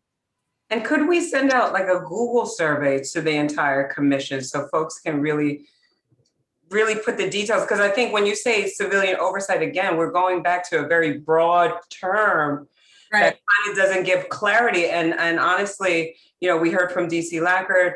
Mary, I have to tell you, I have to go back and read your report and really dig into it, because I think that's the thing. It's very broad. And so we're going to vote right now with our hands and yet still not have real clarity here. Exactly. And please, if you read what I wrote, it is not meant to be a final product. It's never been meant to be a final product. If I may suggest, if you have this book, page 66, 67, and 68 goes to the type of oversight that's available. I don't agree with well, and I think I agree with you, Coach, when you say that we could look at short-term, long-term considerations or implementations. And I think that, you know, civilian input is needed. However, do I necessarily think I'm jumping into oversight? I'm not sure yet. I need to learn more about what that spells out. So yeah, I agree with you. If I could just say something real quick, you know, excuse me, I've been dealing with a migraine all day. The one thing I think a lot of us are really not paying attention, that we were put together to design and to evaluate police reform that concerns the city of Mount Vernon, and I think we're going too national with a lot of the stuff, you know, and I think we need to bring this in for the issues that are facing Mount Vernon, the Mount Vernon Police Department, the people of Mount Vernon, and I think we need to stay there. I have no problem. I've already said it before. I have no problem with the Civilian Review Board, and I think that oversight, or not oversight, or that community involvement can be part of that, as well as and you know, Councilman Thompson, you could tell me, Delia Farquharson is she already is, I forget what her title is with the police department, and you know, we have those resources there already, and if we haven't utilized them, and now we want to form a whole nother committee, I'm just trying to grasp that. You know, that definitely people need to be involved, but when you're talking about making decisions and so on, and that I can't say that I can agree with that. The Civilian Review Board, I don't have a problem with, but I think that can just be expanded with I just that. want to know, if the civilian population of the community is not the person who sets the tone and the requirements for the police department, who does? But I think a lot of us can agree that, you know, I understand what you're saying, but there are a lot of outlets and ways that the people of Mount Vernon could have participated. You know what I'm saying? So I think we're just going really far with something when we haven't evaluated the need for it in Mount Vernon to begin with, and studies on it to begin with. And I just think we're just going too far when you say that, you know, the people have something to say. Yeah, they do have something to say, and they do have a right to say it. And there are mechanisms within the government that are in place for that. That aren't working though. All right, so it's 8:01. It's Discussion. 8:01, guys, and as usual, I like to respect your time, right? So I think I guess we can create a Google form. I'm not sure how to you know, define you know, these things in the survey, Joanne, to your point. I think Coach D had put some resources in the chat. So referring back to, I think he's referring to the Westchester County's police reform report. Also, the link to the book that he was holding up. So that, like he said, there's some oversight definitions in there and the types of oversight. You know, I'm still not clear on how we want to move forward with the what exactly it is. So it sounds like CPC is off the table, but I'm not sure, to be honest. But we do want some hybrid of, so it's not oversight, I'm seeing input, but I'm not sure that's reflective of the whole group, right? So, and I don't think it's reflective of what the mandate is either, but perhaps I'm wrong. But I would also say, and I feel every empathy for Also, Jennifer, because before we end our meeting today, I would like to just say this before we end. You know, I don't want anyone to feel slighted tonight. I think this was a great conversation tonight. We did cover a lot. We have a lot. We have a lot of strong feelings on what we want in the community. But however, we want to make sure that we're still respectful towards one another. We don't want anyone feeling like they were slighted or downplayed tonight, because everyone's input is important here. And I can't thank you all enough for the hard work you all have been doing. None of us can get this done without the input of the others. So I appreciate all of you, and you know, let's continue to work together. You are appreciated. I agree with that sentiment. And I think we had some passionate conversations about things we care about tonight. So I think, are we in agreement that we should put out a survey? And if it is a survey, what are we thinking that we should include in the survey if we wanted to go out to the whole commission? Joanne, so this was your proposal, so I'm kind of going to put you on the spot here. Just want to get your thoughts on it. Sure. I mean, just in my brief review of the book, I think, like, you're reading where it says the Civilian Oversight Enforcement Group, it really talks about how they review investigations, they have subpoena power, they make recommendations. However, you know, it talks about the final authority coming from the police department. So I think that, like, and that's what I'm saying, it's not necessarily where we need to, I guess I need to, and I guess my first question was like, how does this work and what it means? I think we kind of need to get into the devil of the details, because that oversight is, Danielle, it is still a very broad term. And when we first, Mary didn't even get to her presentation, because when it said oversee hiring and firing, people they shot. Yeah. Because that becomes very like, you're going to tell the police department who they're going to hire and fire. And as a person, and I don't even work in the police department, but as a person with civil service and all that, I don't even see how that's possible. So I was just kind of like complex there. So I think that, yeah, there's more digging that we need to do to really make sure. And I don't feel informed enough to vote tonight to say yay or nay on certain things. And right now, I think if I was to say anything, I think input for me sounds more applicable than oversight, just based on our conversation tonight. All right. And I agree with you, except for the fact that many places who have input find it ignored. And that's been one of the big complaints, that there is no real input. And that's why people don't get involved, because they don't feel that their input has any voice, and they don't feel that anybody listens to them. It's why they don't file a complaint with the police department. It's what, and I see it daily here. And I agree with you. And I think reading some of the other recommendations, I didn't look at Montgomery or whatever, the Middletown, but I looked at Poughkeepsie, and I think Poughkeepsie mirrors a place that's similar to Mount Vernon. And I think when they set their recommendations out, it said civilian complaints or something like that. It was a very broad paragraph that gave us time to really deal out how creative they were going to deal with that. And I think that that's something we need to look at. That I know that we said that we kind of need to put the details, but we're still kind of piecing that together. And so I think that if we kind of put some broad terms and recommendations out there, we leave ourselves some room to dream. But when we start to go out immediately with this and we don't have the real true factors of how we're going to implement, I think we're going to kill ourselves with that. That's right. And that's what I said. We are not putting this out. I'm just saying we think we should have a civilian oversight committee.